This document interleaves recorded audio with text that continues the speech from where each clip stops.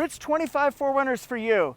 TRD Off-Road? TRD Off-Road Premium. I'm Jeff Teague, this is Toyota Jeff Reviews. Thanks for clicking subscribe. I'm gonna show you the differences that are standard, the optional upgrades, and then we'll talk about pricing at the end. First, let's meet our volunteers. 2025 TRD Off-Road in Cutting Edge. And this one is the Off-Road Premium. It's in Heritage Blue. Today's video is brought to you by the forums of 6thGen4Runner.com. You can also go to 6G4R.com to see pictures, videos, breaking news, all fun stuff. You can talk with me, with TRD John, and you can learn to juggle oranges that you just picked off the tree. First thing we're gonna need to do is talk about that there are two different powertrains. You could choose the iForce. That has 278 horsepower, 317 pound-feet of torque. It's the 2.4 turbo, 8-speed automatic transmission. This one is hybridized, it's supersized. It's iForce maxed. So it's 326 horsepower, 465 pound-feet of torque. At only, by the way, both of these torque at only 1,700 RPMs. That's pretty amazing. So this is 2.4 turbo, but it's got an electric motor, nickel metal hydride battery. It's ridiculously fast compared to this one. It's just a matter of which one you want and what you want to spend. Let's walk around each of these and then we can start to talk about what's been upgraded, what's special about each one of these. Our exterior first look, and then we'll look inside of each one. You'll see an immediate interior difference. It's the upholstery on this off-road versus the off-road premium. Fabric in this one without power driver seats. This one has Softex with power driver and passenger seats. So we'll walk all the way around, finish this. How do you like the looks? The blue versus the silver, the cutting edge, the heritage blue. See that on Land Cruiser as well. This is the off-road. Like I said, it's gonna have the fabric seats. They're two-tone. I like the design. I like the pattern on the seats. Breaks up an all gray interior. One seat's all the way back, one seat's more forward. All new redesign inside, outside. We immediately can see differences here. The seating, of course. The speakers, could that be different? Absolutely.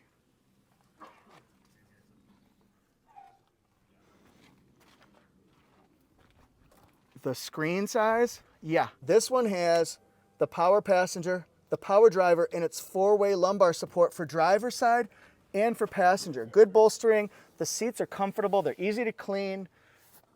It's very nice over here. Memory seats, I see ya. Steering wheel, there's a difference on the steering wheel too. Let's look at the off-road seats. We'll look at the driver side.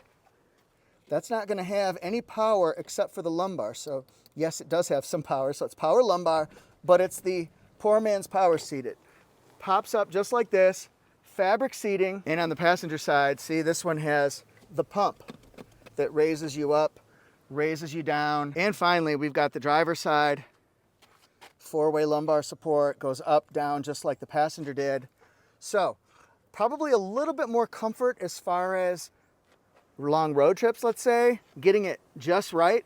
But is that important? Does it match the pricing that you're willing to pay? On the off-road, you can get the power tailgate optional, but it's not on this particular one. So you'll see no power buttons, but it's optional. You can get that. On an off-road premium, gonna have us a little bit of power.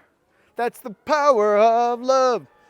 Right here, so we see the buttons and hop right in. In the off-road, we're gonna not have the option at all to upgrade to a moonroof. So it's not standard, obviously, but it's also not upgradable according to the spec sheet that I had. But on the off-road premium, remember the off-road premium is the blue one, off-road is the silver one. We can upgrade to this one. It's not standard, but you can upgrade it. And if you hit that button twice, it'll go all the way. Let's go all the way. Let's go all the way. Yeah, yeah, yeah, let's go all the way. The off-road, see, we're in the silver one. The multimedia is gonna be the 8-inch standard with 8-speaker system. It's very nice, it's just smaller, 6 inches smaller. Is 6 inches more important? You'll have to be the judge of that yourself. But it's still enough to show us Raspberry Beret, the kind you find in a secondhand store. So we can do wireless Apple CarPlay, wireless Android Auto, you can do voice commands, all the things you can do in the other one. It's just smaller system as far as the sizing. This one, the Off-Road Premium, has the 14-inch with 14 JBL speakers, including the removable flex speaker right here. Bam! 14 speakers, it's all there. And then, hey, look, how ironic, the same one. It's like I jumped out of a new car. But you can twist, zoom, all that kind of stuff, move around. Pretty neat stuff. See, I'm in the middle of nowhere right now, but I can pinch, zoom, move it around, all up and down. Same thing, wireless Apple CarPlay, wireless Android Auto. They both have a 12.3-inch display here. On the TRD Off-Road, it's optional, but you can add in 4 pre-wired switches. You can also do this optionally on the TRD Off-Road Premium. So you would put them there if you want to add in your own customized lights, different gadgets and things like this. This is the standard setup right here. It's the manual dimmer.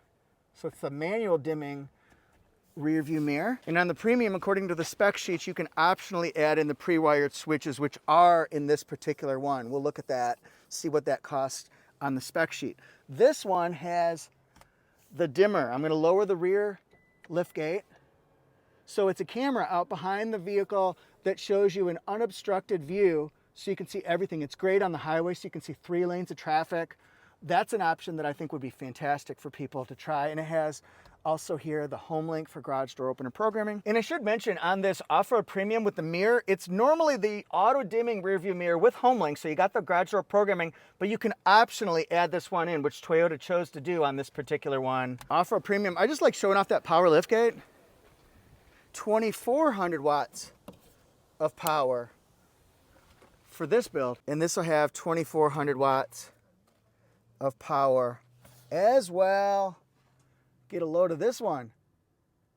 Are you getting a feel for which one is going to be the best one for you? Hybrid, non-hybrid, premium, not premium? When are you going to get to the price, Jeff? We just want the price. It's coming. Now take a look at this. I've got pricing over here. I've also got the specs. And what I did was I took the 9 different trim levels, but I used this one just for off-road versus off-road premium.